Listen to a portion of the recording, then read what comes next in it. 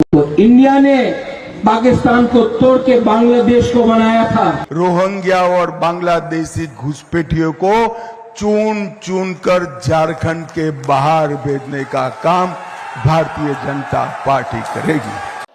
एक घुसपैठिए और कट्टरपंथी আওয়ামী লীগ সরকার ক্ষমতা হারানোর পর থেকে ভারতের প্রধানমন্ত্রী থেকে শুরু করে কিছু নেতাকর্মীর চোখের ঘুম হারাম হয়ে গিয়েছে।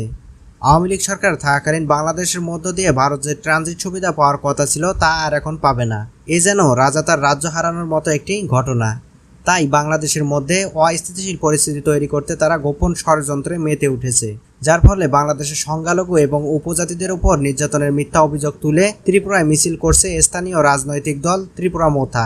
ভারতের ক্ষমতাসীন বিজেপির অন্যতম গুরুত্বপূর্ণ মিত্র এ দলটির শীর্ষ নেতা বাংলাদেশকে ভেঙে আরেক নতুন দেশ তৈরির হুমকি দিয়েছেন।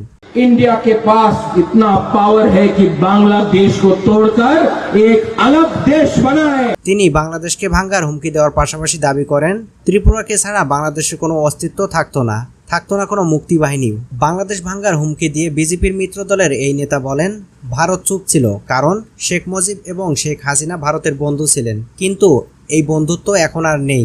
हम चुप रहे क्योंकि शेख हसीना मुजीबुर रहमान हमारा हिंदुस्तान का दोस्त था, इसके लिए हम चुप रहे। लेकिन अब दोस्त बांग्लादेश छोड़कर चला गया है। বিজেপির প্রধান নেতা প্রদ্যোৎ কিশোর বলেন, পাকিস্তান ভেঙে ভারত বাংলাদেশ তৈরি করেছে, বাংলাদেশ ভেঙে আরেকটি দেশ তৈরি করার ক্ষমতাও ভারতের রয়েছে। तो इंडिया ने पाकिस्तान को तोड़ के बांग्लादेश को बनाया था। इंडिया के पास इतना पावर है कि बांग्लादेश को तोड़कर एक अलग देश बनाए।